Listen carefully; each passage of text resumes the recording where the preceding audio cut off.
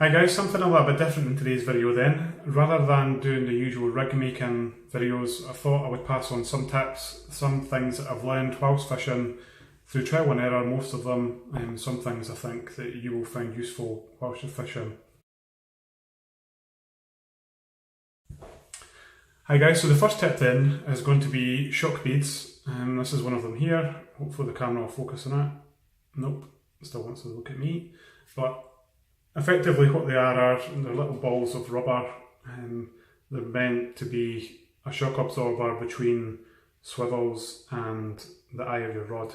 Effectively they're useful because if you imagine how often you're casting when you're fishing, say twice a minute over the course of an hour, say you're fishing for 50 minutes in that hour, that's effectively 100 times you'll be bringing your line back in.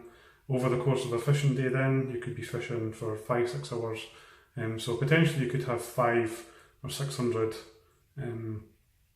connections with your swivel coming up towards the eye of the rod.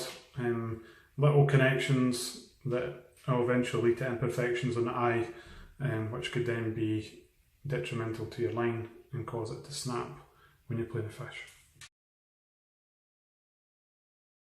Hi guys, so another tip then are these. You've probably seen me using them a lot on the rig making videos. They come with their own little pouch.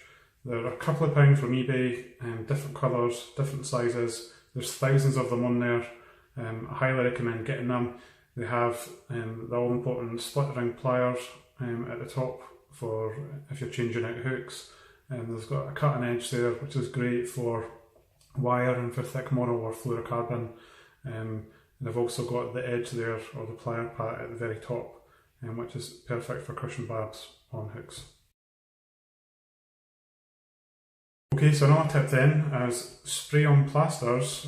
Probably a novel idea for most of you, but you're well aware of whenever you get the slightest cut from the pike's teeth that your finger bleeds for ages. Something like this. I mean, this one's made by Savlon, but there's plenty of different brands out there.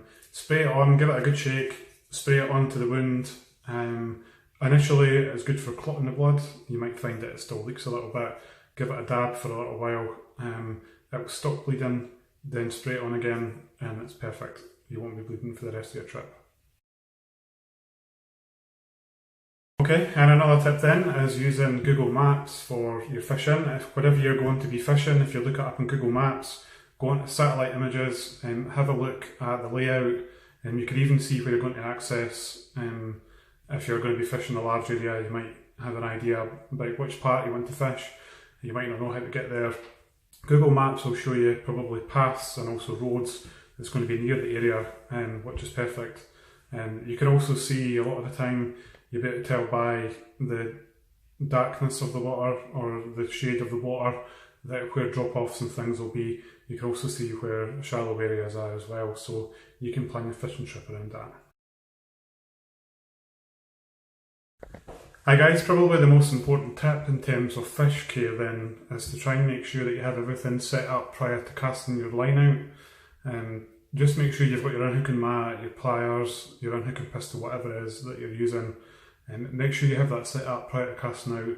I know a lot of the time you turn up and you'll think, I'll give this area a try and see if it's productive, and then sod's law, you end up with a massive fish on, and then you're scrambling trying to figure out how to set your net up, how to set your unhooking mat up, and getting everything ready for effectively the fish care after that.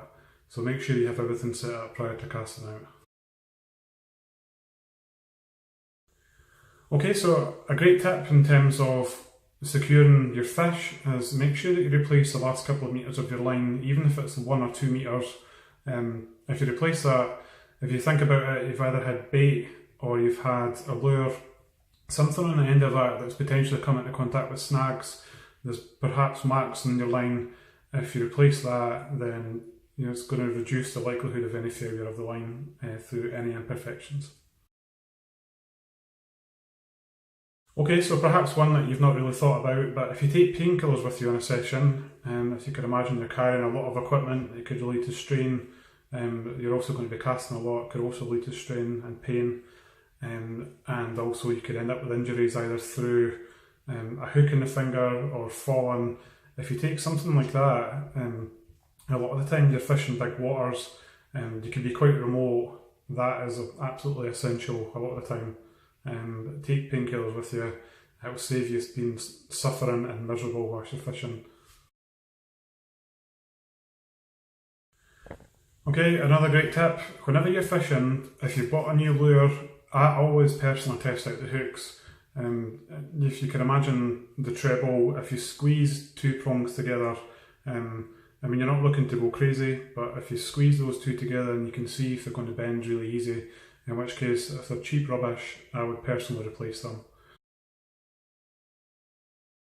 There are some pieces of equipment I would consider essential whilst I'm fishing. One of those is wire cutters. Make sure you invest in a good pair, ones that are good in terms of the rust resistance, also ones that are strong. In terms of fish care, it's important, and also in terms of yourself. If you get a hook caught in your finger, having those good wire cutters, trust me, it's essential for getting that hook out quickly and painlessly, or as painlessly as possible whilst you've got a hook in your finger.